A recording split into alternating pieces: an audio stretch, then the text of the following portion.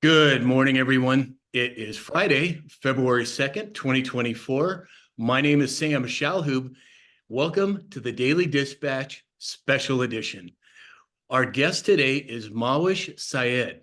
Mahwish is an award-winning fashion and interior designer, celebrated author, cancer survivor, and devoted mother. Her creations have adorned bodies and homes for over 2 decades, fostering spaces that nurture and heal. Mahwish, welcome to the special edition. So lovely to be with you, Sam. Thank you. Yes, welcome. So, Mahwish, we're going to dive right in. There's a lot that I want to get to in this show, but one of the first things that we talked about offline was escaping your purgatory, how to access beauty now without waiting. Can you talk a little bit about that, please? Sure. I believe that, especially during my cancer journey, I realized that there were so many things. We live life by default, Sam. We kind of go along and we suffer from, I believe, a false notion that good things come to those who wait. And there is no waiting. When you're facing your death like I did, I realized that I was living in a sense of purgatory, a limbo, if you will, where I put off the things that really matter to me. And during my cancer journey, I realized that by grounding into my beauty, that was the way I was able to achieve my paradise and to heal even better than ever. And now science actually supports everything that I did for myself intuitively. Right. Well, this whole idea that something from outside of the body heals the body. Now, I think physiologically, there's some truth to that in terms of vitamins and minerals and what have you. But a person's mental state contributes to health in ways that most people have no idea. Would you agree with that? Oh my God, completely. From a spiritual standpoint, your free will is really your responsibility to yourself. Mhm. And that level of self-accountability is really important because we are the architects of our own beautiful buildings, so to speak, what we're building in our lives. And I think that that level of responsibility, you can't really underestimate because it gives you the power, the agency to make that change.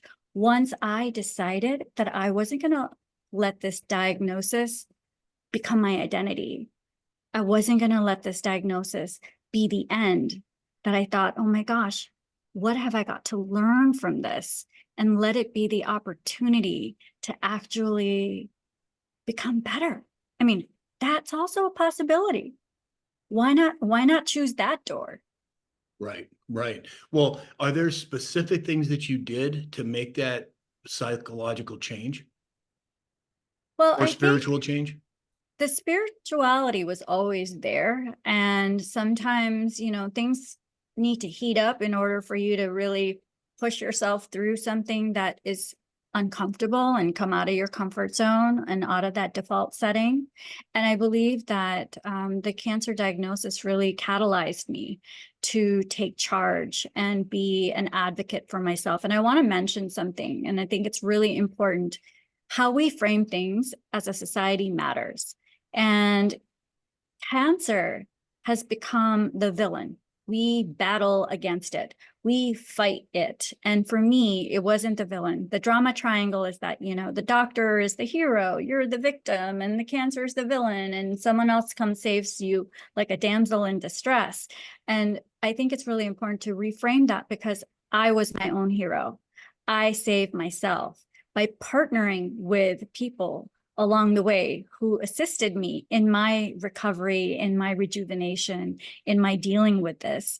But it's really important to recognize that how you frame your calamity, whatever that is. And by the way, in my book, Purgatory to Paradise, I have a chapter called Calamity into Catharsis, because a lot of times what we see as a calamity can be a blessing in disguise, right?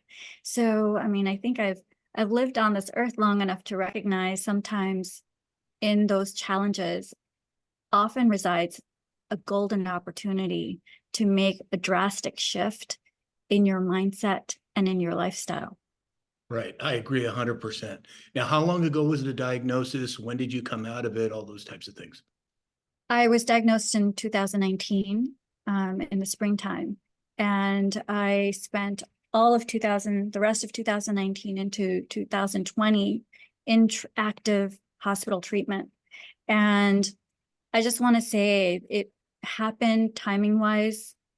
I was lucky that I finished my active hospital treatment before the pandemic, because to have to go through something like that and not be allowed to have your support system there with you, that my heart goes out to anyone who was suffering any kind of illness during that time. And when I wrote my book, I published it in 2022. So I recognize, and I do write about how terrifying it must be to go through a calamity or even to pass to the other side in terror and by yourself. No one deserves to be. Right. Right. I agree. Well, let's talk a little bit about your book. Give us a little synopsis, the name of the book. Yes, Purgatory to Paradise. I was living in a purgatory, which was my prison.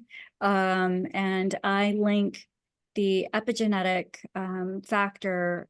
What means is, most cancers, I don't know if people realize this, are not from genetics. They are from your environment. They're from your lifestyle, which also means that you can change things, right? You can prevent cancer. You can figure out a way to deal with an illness.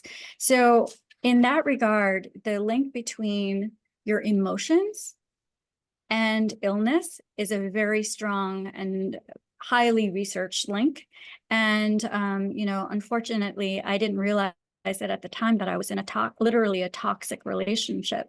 And so it's wild that I went through that. So the book is really my journey about connecting the dots for me.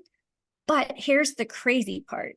I'm an interior designer, which is a universe having a fabulous sense of humor, because I definitely used all the talents and all the wisdom, my design wisdom, to help me create a healing oasis in my home. I used design techniques that allowed me to connect with my beauty. Do you know that when your eyes see something beautiful, you get a hit of dopamine?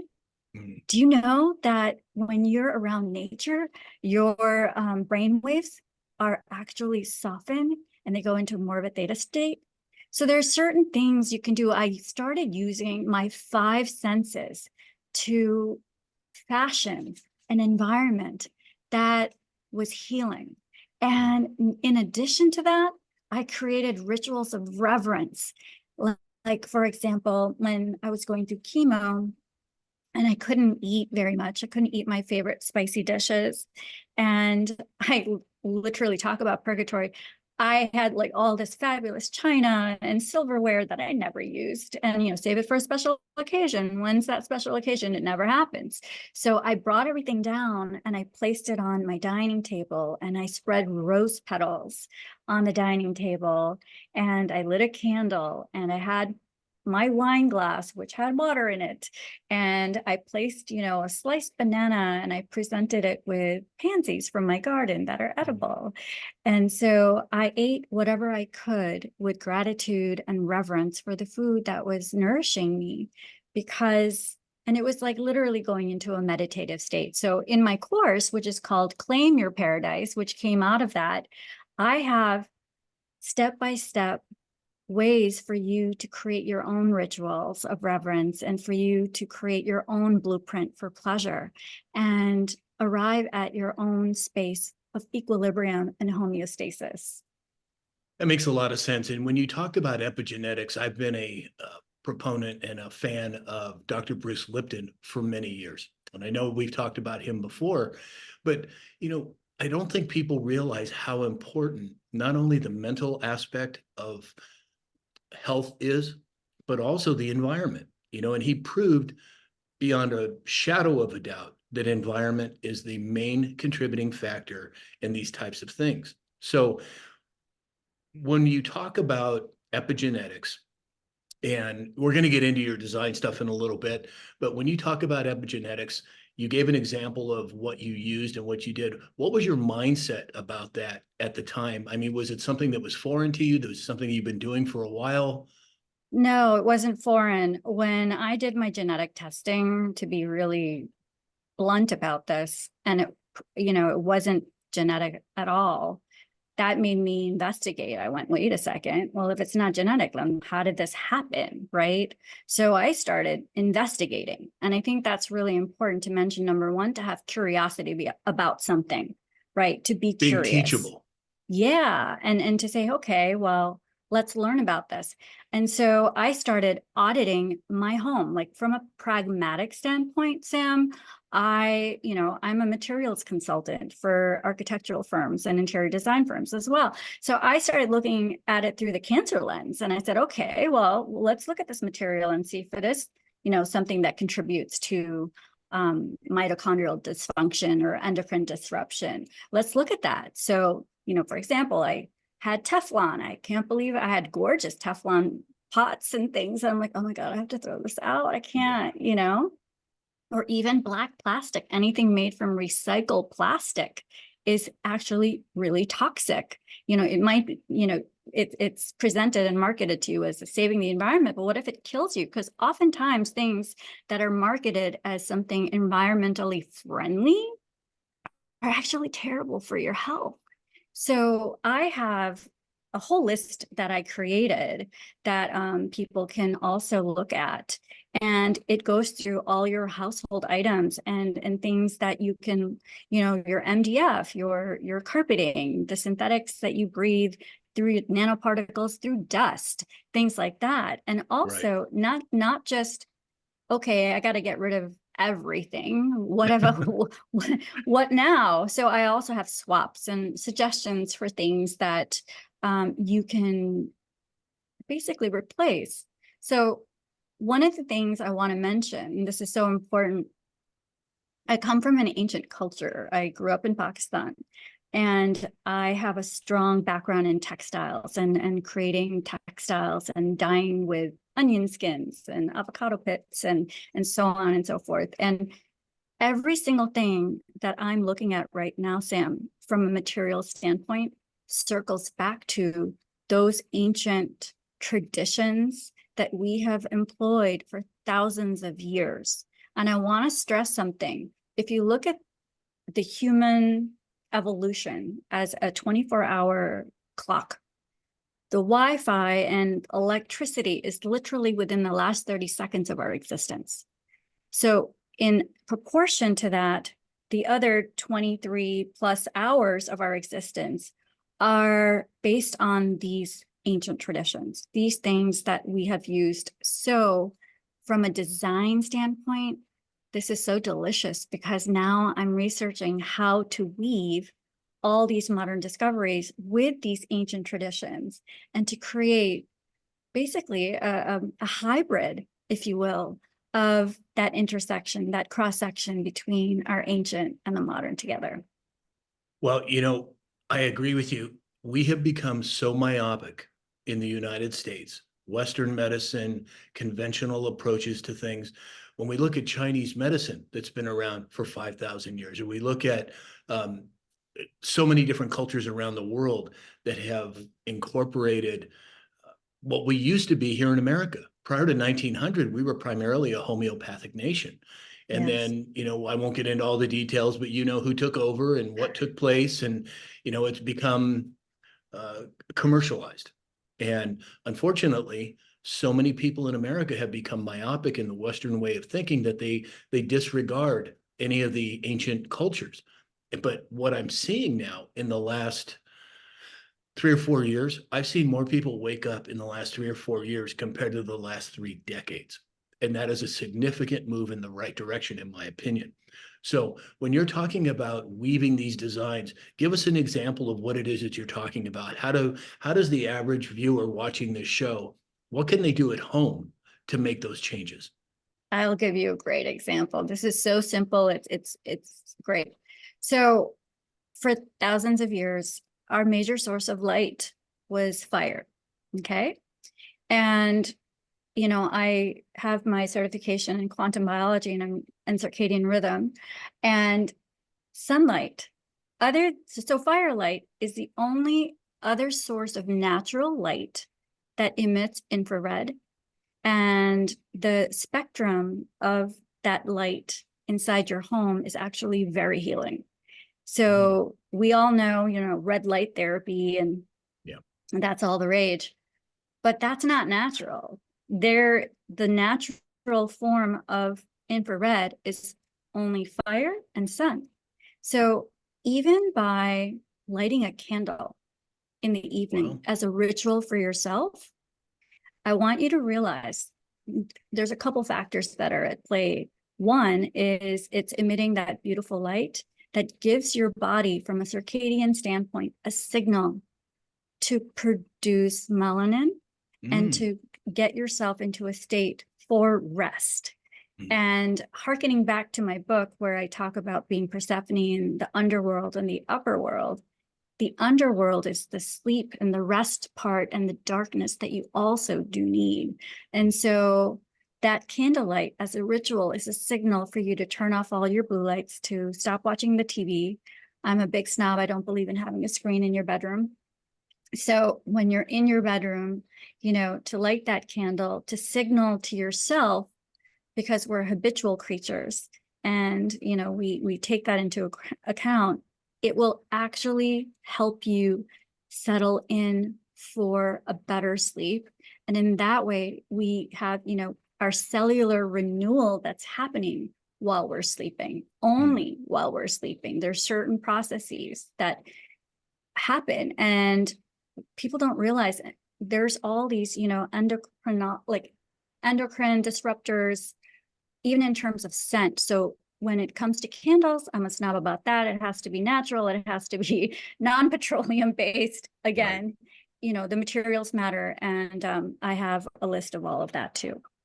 Okay. And at the end of the show, I'd like you to tell people how to do that, because I, for one, would like to have a copy of that. I am intrigued by it. So many of these different facets of society have interwoven, and it's people like you that are bringing out the truth. And I dare I say there are, corporations and powers that be that don't want the truth out. But as I've said before, so many people are waking up and they're hungry for information on what it is they can do to benefit their lives. And I have to compliment you. Thank you for that. Oh, my So pleasure. you talked, this is kind of funny. So you had sent me some notes. We've been talking back and forth, and you brought up biophilic, and I had no idea what it was. And I'm a pretty smart guy, and I had to look it up. But you talked about why incorporating biophilic design is important to greater well-being. Can you discuss a little bit about that? Yeah, as you see this leaf right here next to me, that we're having a symbiotic relationship right now. Biophilia is going to be the new, very hot phrase for 2024 and onward in the design world, by the way. Okay. It's basically our connection with nature and how our biology is very much intertwined with the natural world. And, I love this whole idea of like nature as this thing that happens outside of yourself. And in my book, I write about the fact that our body is an intelligent community. Okay. It's not just a solid mass, it's a community of cells and intelligence, divine intelligence, according to Bruce Lipton. So the ecosystem that I'm talking about is between you and your environment again. And cycling back to that analogy of our ancient traditions, for thousands of years, we have been married to nature and in sync with the sunrise and the sunset. And that has value. And so biophilia is basically this beautiful relationship that we have that I want to remind us. Now, from a design standpoint, practically, it's really important for you to have plants indoors. Why? Because not only for their functionality in terms of being fabulous filtration of pollution. By the way, indoor air is far more polluted than outside. Just want to put that for the record. But also their aesthetic and energetic influence on your well-being is now coming to light. The fact that when you look at leaves, if you look outside in nature, do you see any right angles happening? Are there any squares? Think about the shapes of things. Okay. So when your eye gazes at the multitude of leaves swaying, that has an effect on your biology. It has an effect on your neurology, your brain waves, your dopamine. All of those factors play a part. Now, oh, I can't take care of plants. I'm sorry, I don't accept that. I believe also there were studies done that they talked about people taking care of plants were in far less depressive states. We're talking about this epidemic of loneliness, right? So I think the act of caring for a plant also has benefits for you in your ability to spend time and really using all your senses to know. Like, I can look across the room and I'm like, oh my God, that one's drooping. It needs water. And my son's like, how do you know that? How do you know that? I'm like, I just know. It's from years and years of being a gardener. But back to the practicality side of biophilia, you're going to hear this a lot more coming up in the design world, but I believe there's a lot of opportunity to create a healing oasis inside your home by having a plant there. And I also have a list of that for that. NASA has their own list, but then I have my list because I know what works. I know what are good in the bedroom. I know what are good in different, exposures and things like that, and what are easy to care for versus someone who, constantly kills them. So I have a curation of that as well. Well, you talked about quantum physics, quantum mechanics, and that immediately brings to mind vibration, right? Frequency. Mm-hmm. And I think that you're drawing a correlation between the frequency of the plants being in close proximity to human beings. Would that be accurate? Oh yeah, they're electrical beings just like we are. We are electromagnetic beings. And, I don't know why they don't teach that more at school. It's really, if I would design a curriculum, it would look really different. But I think it's really important that you mention that because there is an energetic exchange. All the research that's now being done with mycelium and fungi and the connection between fungi and living forests and how the trees are a community and that they communicate with each other in the forest across miles through the mycelial network. I mean, come on. Just because we don't understand it doesn't mean it doesn't exist. How egotistical of us as a human race to think that just because we don't speak their language, that they're not speaking. Well, I'm not a big movie person, but that brings to mind an old movie called Avatar. And the scientists were on this faraway planet and they dug into the ground and they discovered that all of the trees on that planet were all connected like a huge nervous system. And I think that really is applicable to life here on Earth, whether it's another human being, whether you call it life force or, excuse me, some people call it auras, excuse me, some people call it different things. But I think that interaction, that quantum interaction of frequencies is a real deal. And people need to realize that in order to become as healthy and as happy as they can be. Absolutely. There's a section in my book called Hyphae Healing, and Hufa in Greek means web. And I love the idea of the original, before we have the interweb, the web of life that is below the ground and below the surface, which harkens back to all the beautiful metaphors I used about the underworld and that shadow side. I think it's really important to recognize about ourselves, Sam, that we need to embrace the parts of us that, everyone presents this special, this face forward, like this shiny face. And there's a dark face and there's the dark side of the moon. There's the parts of us that are in the shadow. And I really do believe in order to arrive at that healing that we have to embrace that dark side. Interesting perspective. So you talked a lot about design, that you're a designer and what have you. Can viewers actually contact you, and do you do designs for individuals? Is it strictly corporate, or how does that work? Thank you. Yes, I do. You can get in touch with me. I do projects that I take on. I've done commercial and residential, private residential. And I have been lucky to, I set an intention to work with people who I really adore. Mm. And I've been really blessed to create beauty in the course of my career in many different places all over the country. Yeah. So I think, thank you for asking that. I'm very much available. Also, if you're a doctor and you're looking to create a healing space for your office, I have a whole course for that, or I have, consulted with others to create and work on really actionable and accessible steps. Oftentimes it's very expensive to do a renovation, but I have pragmatic tips that they can really implement right here, right now.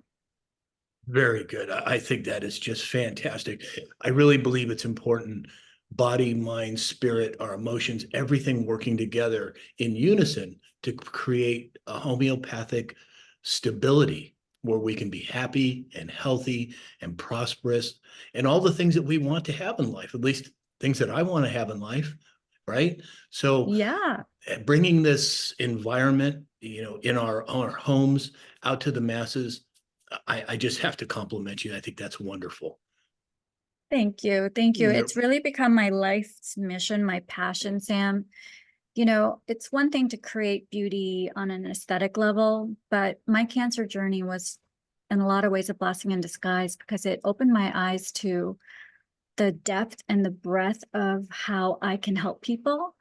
And from the perspective, my own perspective as a cancer survivor, as a designer who's interested in the biological effect of materials on you and your environment, and from a spiritual and poetic standpoint too. wonderful, wonderful. So as we're coming to a close here at Mahwish, people are going to want to be able to get in contact with you, and I will list all of your websites and all that on the descriptions on every platform that they're seeing this on. But give the audience, give them your website, where they can get your book, how they can get these PDFs that you talked about, so they can enhance their living area. Thank you. I'm going to make it really simple. It's claimyourparadise.com. And for your audience, I have a special gift. If they would like my curation of the top 3 things that they can have from a high-end designer that who also is versed in the biological effects, have 3 things that you can use in your home. And that's at claimyourparadise.com/OPT-IN, opt-in.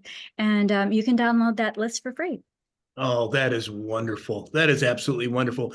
Mahwish, this has been so fantastic. I'm so excited that I got to bring you on the show. I hope that you'll consider doing another show with us, down the road at some point. Thank you. Thank you, Sam. Really such a pleasure having this conversation with you.